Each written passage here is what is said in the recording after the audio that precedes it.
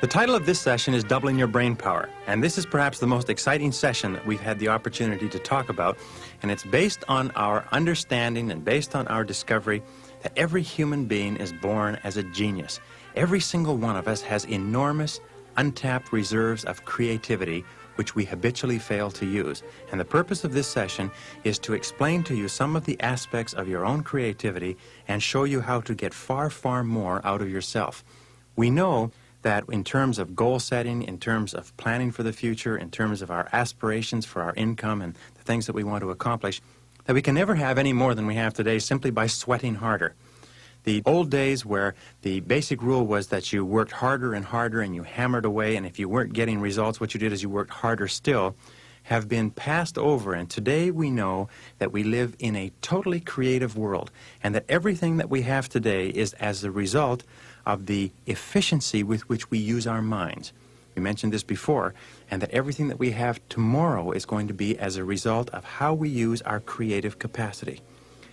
The amount of creativity we use is very closely connected to our self-concept and to our attitudes toward ourselves as creative persons. Every child is born with remarkable aspects of creativity. As a matter of fact, in some of the studies they've looked at, they find that 95% of children tested between the ages of 2 and 4 test out as highly creative. Highly creative in that they are imaginative, they're innovative, they're curious, they have tremendous capacities for abstract reasoning and for creating imaginary images. Testing the same children at the age of 7 years, they test out at only 4% creative. In the period between the early years and age 7, children are continually discouraged over and over again from being creative and innovative and letting their imaginations run rampant. Children are continually told that that's foolish or that's silly or you have to color between the lines or don't touch that, smell that, taste this, get into that. And children gradually learn at a deep subconscious level that it's not smart to get off of the beaten track. It's not smart to try to look or touch or taste or feel things that mommy and daddy don't approve of. The wonderful thing about creativity is that it's subject to another law which we call the law of use. The law of use simply says that with any human faculty, we either use it or lose it. The creative faculty, however, is never totally lost. What happens is that it goes underground and becomes a latent talent or capability of the human mind, and that we can begin to use our creativity again any time in life that we so decide. The purpose of this course is to show us how to trigger it, how to stimulate it, and how to get far more out of it. As a matter of fact, it's been said that necessity is the mother of invention, and if that's so, then creativity is the father. Ralph Waldo Emerson said that we live in the lap of an immense intelligence, and he described this immense intelligence as though it were an ether that surrounded the earth, like a huge mainframe computer into which every one of us can tap. This has been called throughout all of history things like the oversoul or infinite intelligence or the universal subconscious mind or the collective unconscious, and we are going to talk about this aspect of human creativity as the superconscious mind. This superconscious mind is so much vaster than our own individual intelligence, and it is something that we use on a random and haphazard basis all the time. If you've ever had the experience of being working on a problem or trying to achieve a goal or being wrestling with some dilemma, and as you're walking along or driving along, an idea shoots into your mind like a bolt and it's a perfect idea? Or have you ever had the example, for instance, where you have been thinking about someone and they telephone you and the phone rings and it's them? Or you've called someone else and they say, I was just thinking about you just when you telephoned. We have examples of this all the time where we have these almost unearthly bolts from the blue that seem to indicate that we have the ability to tap into a different form of intelligence than anything that is taught in the textbooks. And the purpose of this session is to explain how this works, because by using this superconscious capability, we find that we can dramatically improve the quality of our results and move faster toward the achievement of our goals than by using any other human faculty. There's a book by Richard Buck called Cosmic Consciousness, where Buck goes back over several hundred years of the most creative men and women of all time and finds that virtually every single one of them spoke about in their writings of an ability to tap into a higher form of consciousness. This superconscious mind is characterized by some of the following things. First of all, it's the source of all pure creativity. All great creative geniuses, all great innovations, all major breakthroughs in human history have come as the result of superconscious functioning. Some of the people who have written about using the superconscious functioning are, for instance, Ralph Waldo Emerson.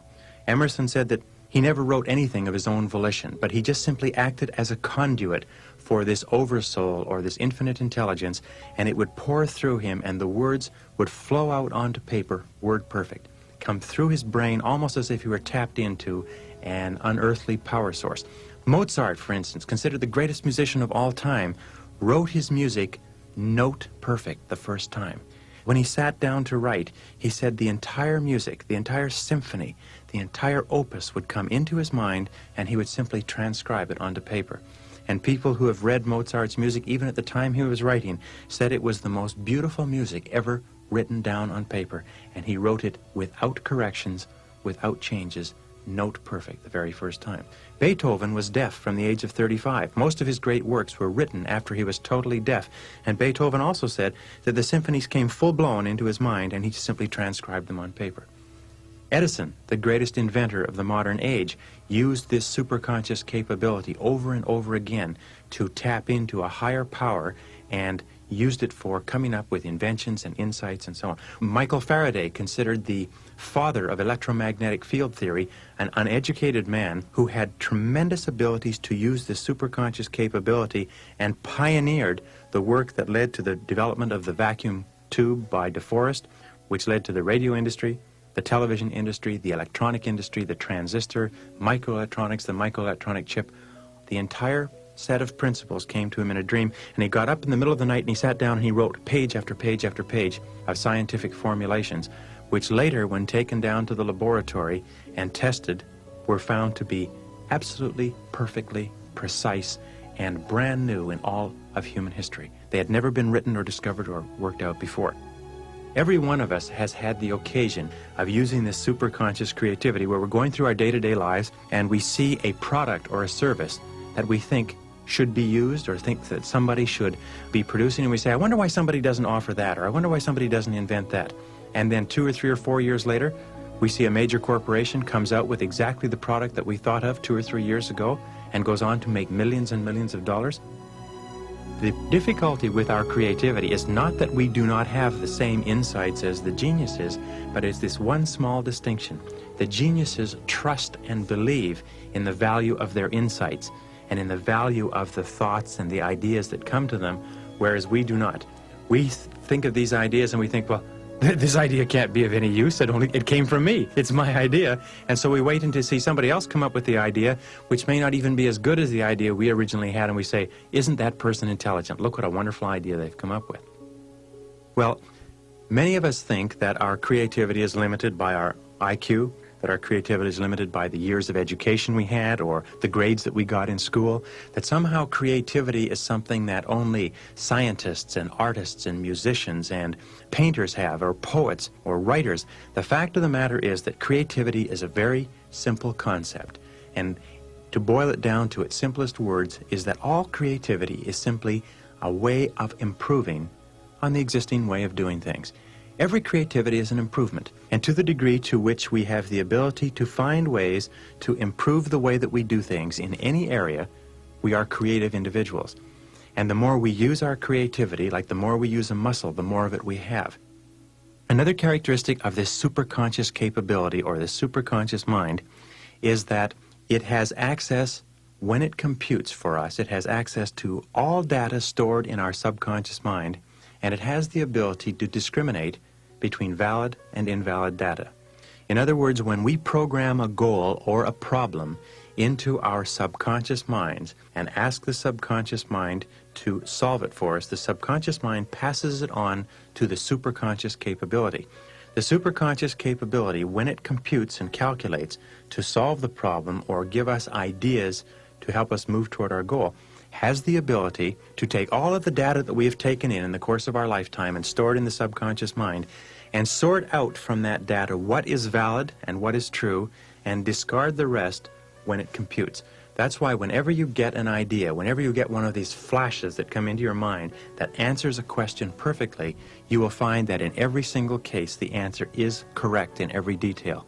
Another characteristic of this superconscious capability is that it brings us ideas that lie outside of our own individual experience. Often we will get ideas that are totally new and that come totally from outside,